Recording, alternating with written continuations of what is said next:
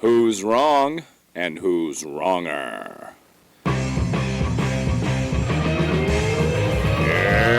this corner, followed by millions, James the Exploding Unicorn Breakwell. And in that corner, ignored by millions, Steve Dash Rinko Lever.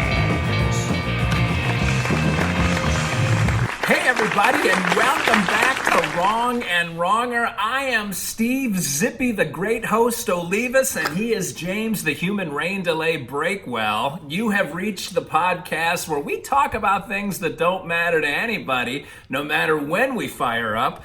And James, man, I'll ask you what we're going to talk about this week, but first, I got to find out how you're doing, man. You seem a little under the weather. My voice is going, which is great joy to you, but a great disappointment to our listener singular. But you know what? Maybe just this 1 week, I'm going to have to let you do most of the talking. Although I'm sure once I hear the terrible ideas that come out of your mouth, I will destroy what's left of my vocal cords in an attempt to talk over you. So we know how that's going to go. James is well rested and tanned and toned, fresh off of a long and rejuvenating vacation. And me, I am screaming to God, you got to turn this treadmill off at some point. So James, of course, comes in sick with a whole train wreck full of technological problems that push back our start time. But I am fresh as a daisy compared to you, Breakwell.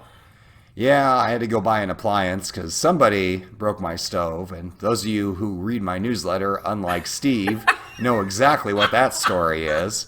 And so we were getting that set up. And so I got home at exactly 8 o'clock because I am nothing if not punctual. And then it took me a while to get the computer switched over. Things happened. I'm not moving as fast as I used to. I am old. I am sick. And I'm talking to Steve, which is just really just the worst possible three-part combo you can have to cap off an evening.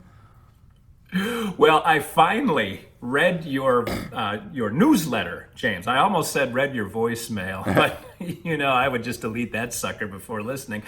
But your newsletter this week chronicled the events of your vacation with your kids. Not a staycation, which is a Breakwell staple, but a vacation where you actually went and did things. And I thought this week, James, because you are giving your kids the childhood that dreams are made of.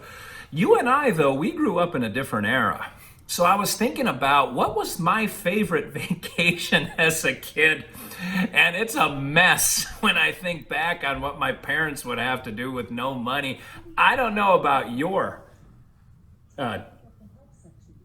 Oh my God, Alexa's talking to me.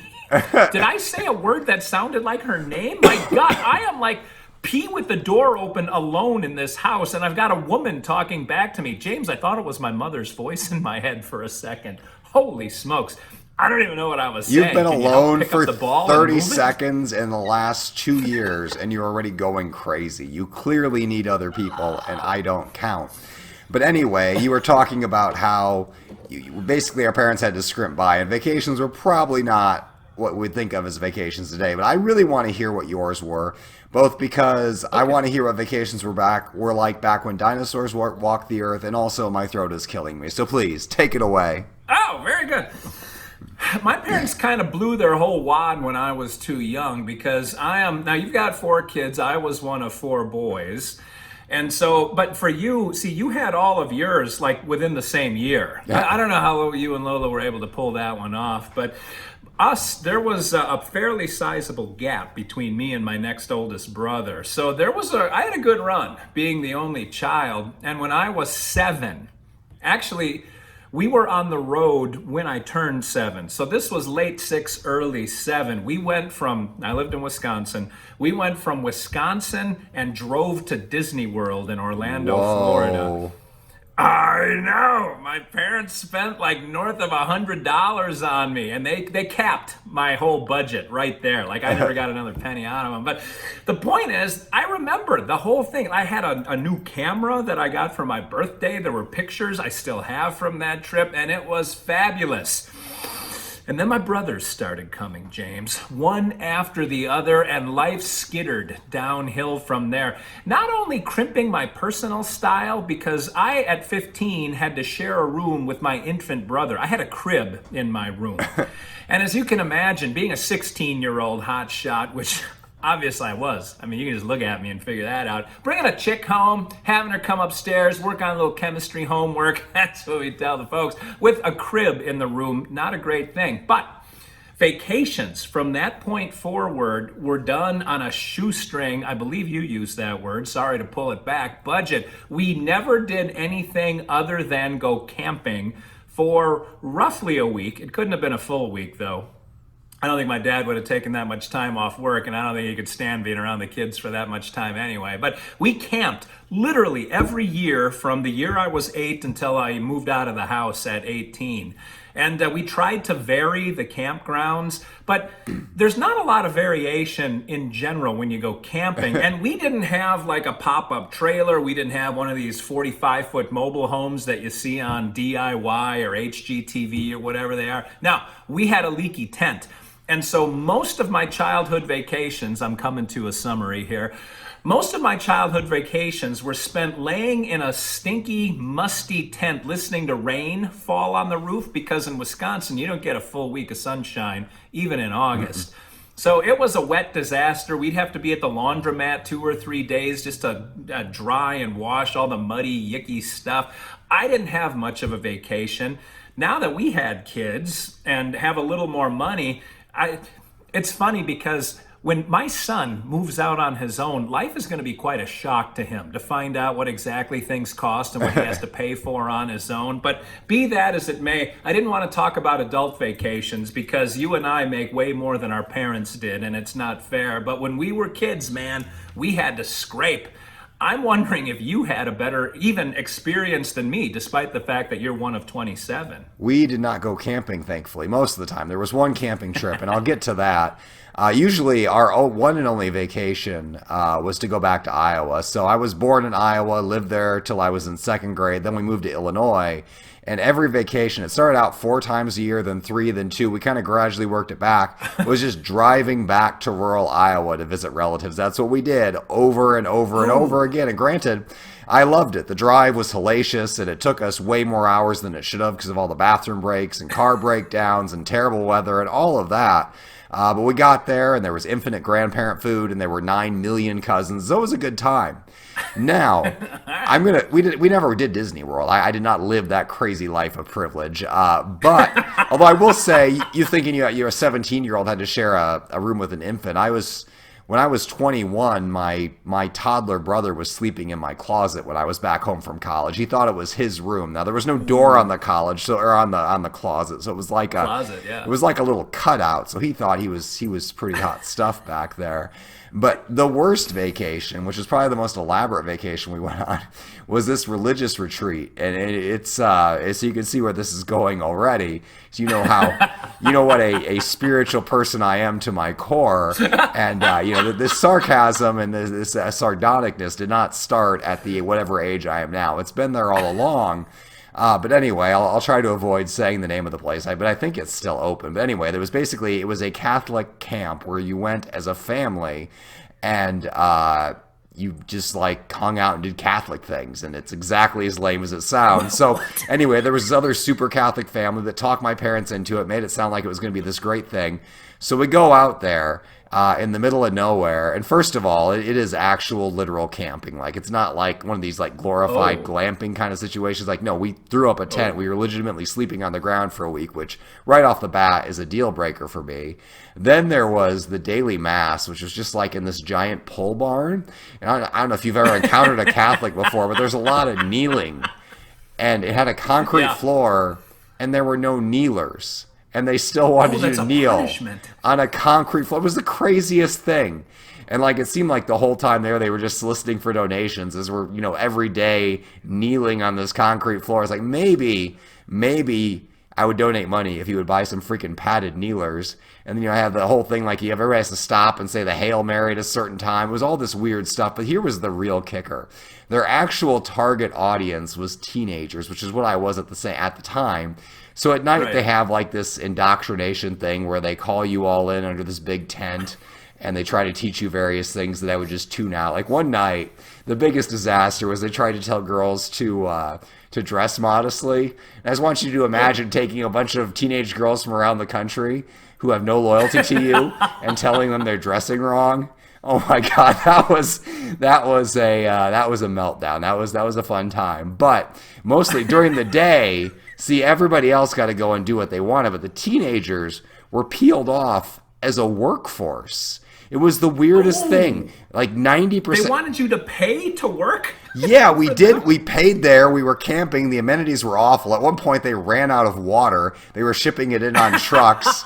I still very distinctly remember. So they ran out of hot water, definitely. They were limited water supplies overall, but especially hot water. And my dad thought, well, I'm not going to go shower in the real showers. I'll go shower at the pool showers. Nobody's using those. Well, apparently the pool showers had no hot water. So I was next in line to take a shower after him. I just remember him, they were so limited on the water, it wouldn't run continuously. You had to like pull a cord, it would spray you for 3 seconds and stop. I just remember him spraying himself over and over with this freezing cold water and screeching out in agony, just repeating and repeating. And when he was done, I was like, you know what? I'm not going to take a shower today.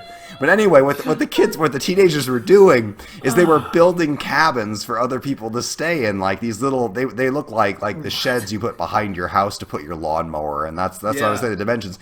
So they're staining and building and doing all of this, supplying this free labor because it's supposed to teach us something or another. I don't know, maybe the value of being exploited.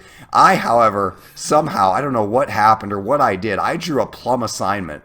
I got sent out with this one guy.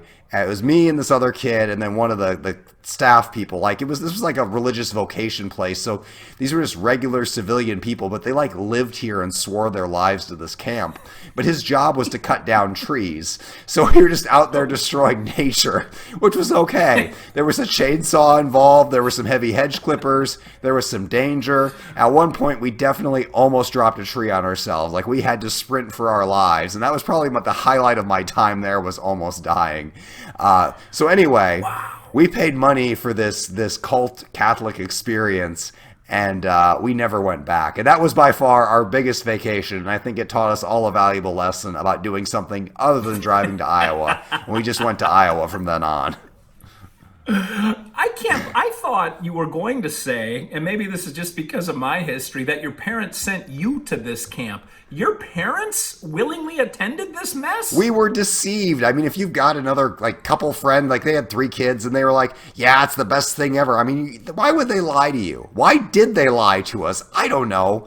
Turns out you can be so religious that you just can't see reality. It was not a good experience. I would have gladly paid money to not go there. It was that kind of vacation. Whatever the cost was, I will just pay you this money to never contact me again, and we will just never again speak of this weekend. Or I know it was a week. It was a whole freaking week. Oh, bad memories. Man, I remember when I was a teenager going to Catholic, it was a weekend camp, but it was just the teenagers. It was our CYM group, Catholic Youth Ministry, but it was like Caligula out there. There were 2 parental chaperones. We were in the Milwaukee School for the Blind building, so we had a gymnasium and a dormitory all to ourselves. And once the adults drank too much and passed out, we had a run of the place. And I remember still making out with Chris Pettit outside, on the playground. And it was glorious, James. I love Catholic camp, man. Are you Catholic? Yeah. How has this never come up? Like you, I think I used to be. We've had 1 million episodes together, and this has never one time come up. Not one time. 2 podcasts a week. Well, I guess I just don't ask any details about your life, apparently. How about that? I tell you what, I remember when I was out because God, not sure if this is suitable for a podcast, but I remember all the boys got, the girls had to get herded for the Catholic version of the sex talk, and the boys got herded in another room for theirs.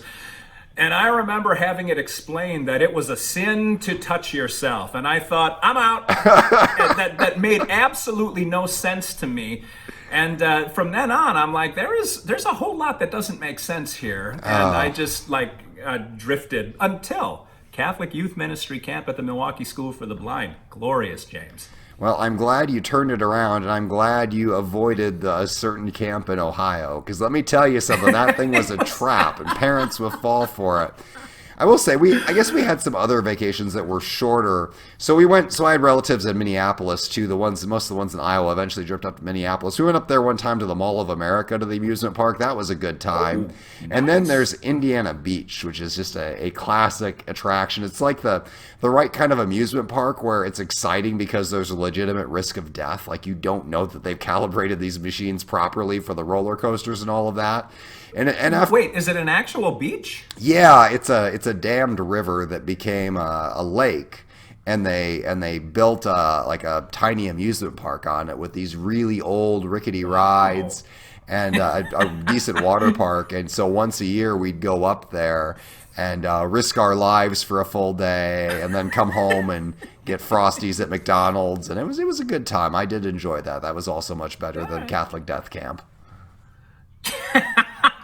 But our Catholic group actually did some pretty fun things. We went tobogganing at a big hill somewhere. I don't remember where, in rural Wisconsin somewhere. I think we had a ski trip one time. Like, there were some cool things that we did as a group of teenagers, which, looking back, I think, what did they expect to happen? That we would all fall into line and smile and be in bed at 10 o'clock and say please and thank you? Like, very little adult supervision, a whole bunch of 16 and 17-year-olds, co-ed running around. Like, it was exactly what you'd think it would be, and it was fabulous. Nobody died, nobody ended up in jail, and as near as I could tell, nobody got a tattoo or got married. Did you ever do Kairos?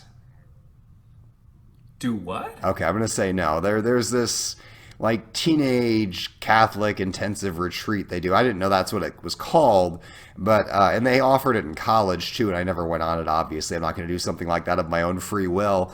But they offered it, or they made us go on it in high school. It was an overnight high school trip.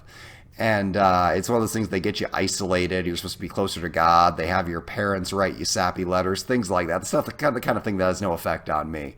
But anyway, the priest was there with us, and my main memory from that is some kids brought like this 1,000,000 candle power flashlight, just the brightest flashlight you can imagine. And they just kept shining it in his window all night. And he was so mad. Like, can you infuriate a priest? You absolutely can. That was a good time. And then there was another part. Like, we got letters from our parents, and then we had letters from quote unquote Jesus that they handed out. I don't know what Jesus would have to say to us. And then the priest was going around. Lunch, the sleep deprived priest who'd been kept up all night by the flashlight. He's going around as we read a letter. Did you get good news? Did you get good news? And I go to him and I go, yeah, I got a letter from Jesus. And it was. Apparently, my restraint was at an end at that point. And this is one of the people who was making a full court press for me to be a priest, which is one of the stories I tell in my upcoming book. I get into that. They pushed so hard for me to be a priest. And as you can see, that would have been the worst match in the world. Like, I would have destroyed everybody's faith. I would have brought down that whole institution. It's like, if they let him in, none of this could be real. That would be the deal breaker. Well, that's why my family left. My dad got pissed at the priests sort of came and went. They that one died literally, or the others retired. But my dad got mad at one of them and said, "We ain't going back," and that was the end of that. Nice. I've got some relatives who I've never heard of anybody else doing this before, but you know how tithing works. Well, they didn't just like take your word for it, give what you can, or assess yourself. Like, they went and audited, and my relatives had farmland. What? So it's like worth a lot. They're like, this is what you owe, and they're like, yep, we're out, and they just never went back. Wow, this is what you owe. Yeah. And I guess go ahead. Oh, that was like a big scandal in the Catholic Church in the Middle Ages, that they were selling lots into heaven. Like, you could purchase your way into the pearly gates, according to whomever was the Pope at the time. And they don't even sell them anymore now. You just get nothing. You give that money just because. Yeah, so that's pretty that is pretty brutal. So that got them out of there. But yeah, Well, you get a mention in the bulletin. yeah, there you go. You be a good person. I'm sure they'll take that into account in heaven somewhere. I would not. I would very much not appreciate being audited. I don't. Although I guess I think Protestants do it a lot better than us. I know like those evangelical churches that pop up, where it's just like one charismatic minister goes, and Yeah. I know that there were a couple of those that were built in our town.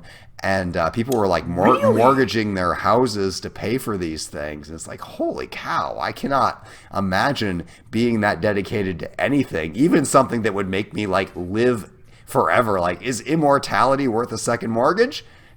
No, I think I'm okay. One life is probably enough. If I can save some money. You gotta pinch those pennies where you can. Oof, but this wasn't even like a preacher that the people knew. This was just a concept that they were literally buying in. I think usually what happens is you start in a storefront or someplace smaller, and then you get to be bigger and bigger, and you get everybody fired up when they donate money. And I'm in Indianapolis. I'm in like the heartland of mega churches out here. They end up, a lot of them are in buildings that look like I don't know if they do this down where you are, but in Indianapolis we're kind of at like the crossroads of America. All the interstates run right through here, Yeah. and so rather than being like on a major river, you got the interstate. They just throw up all these warehouses for Amazon and everybody else. It's these giant things, and they can build them in like a day and a half. They just put up all these big prefabricated walls. And that's what some of the churches are in. They're in these like giant warehouses that get thrown up real fast. And do you need 1 million square feet for a congregation? Well, maybe. I mean, if you don't make them kneel on concrete floors, they'll probably give you money. Maybe that's what the Catholics were doing wrong all along. Boy, for one of my commute shows recently, I can't remember what the tie-in with the guest was, but I went through the top 10 megachurches in the U.S., and the numbers are mind-boggling. Oh, yeah. And if you just put a dollar figure to that, the streets in heaven are definitely painted or paved with gold. Yeah, and then there's all these scandals. There's that one in L.A. where Justin Bieber went, and there's all this financial malfeasance now, and people were cheating. But you know what? That's every church, and the Catholic Church definitely can't point fingers at that one. I mean, we do not want to get into skeletons in the closet there. I think in general, anytime money and power is involved, bad things happen. And we really veered off course from our vacation talk. But I'm glad you went to Disney World. I'm glad you had a good time. I'm dedicating my life to never taking my kids there, because it just sounds like it'd be miserable. You've never been to Disney? It would be like $6,000 or $7,000 for us to go for 3 or 4 days. And one of my kids is terrified of flying. And from my understanding, from my friends who've actually gone, like you've got to plan it like a military campaign. Like you book times for attractions now, so you can do 2 things a day. You're kidding. And if you book those 2 and you get them done, you can book a 3rd. It's like, holy cow, you're paying all this money for 3 or 4 things a day. And I don't want to, my kids are going to want to get signatures from princesses, and those princesses are just some college intern, earning money on the summer. And I don't want to wait for 2 hours in line for a signature from some college kid. I really don't. Man, I wanted to get one of them so badly on my show, because I had one years ago. I had a business, and my secretary used to be one of them. Really? And she would tell me stories, and I thought, that's actually pretty interesting. I will say we did Disney right, because we went to Disney probably 5 or 6 years ago. I don't remember, but my wife has an injury that I think I've told you about it a million years ago, but she can't walk very well, and she can't stay on her feet for very long. Yeah. So she got one of those rascals. If you're on a rascal, you and your entire party go right to the front of the line, every single attraction, no questions asked. So, man, we killed it that day. Well, I'm glad you found a way to abuse the system. I guess I will have to break. I'll tell you what, if I break my leg, I'm booking a trip to Disney World, and I will get on one of those rascals. I'm telling you, man, there's worse things that you can do. Clearly. And as long as you're not in good favor with God anymore because of this very episode, yes, then what the heck? You got nothing to lose. I always wonder what would be the thing that pushed me over the edge to going to hell. And if I wasn't there before, this episode definitely put me there. So thanks for that. I'm glad this was worth it. Well, that's a good note to end on. We're going to be probably very warm for the next few weeks. And if you don't see us ever again, you'll know exactly what happened. Look in the news for lightning strikes around the Indianapolis area. Until then, though, this is Steve Olivas, Dr. Steve, the one that still, thank you, Chris Pettit, is going to heaven because I found Catholic camp to be glorious. And he is James, probably going to take the escalator down Breakwell. You can thank all of his attitude for that. Until next week. Thank you for watching. Thank you for listening. Thank you for supporting the show. And remember, as we always say, 2 wrongs can make a right.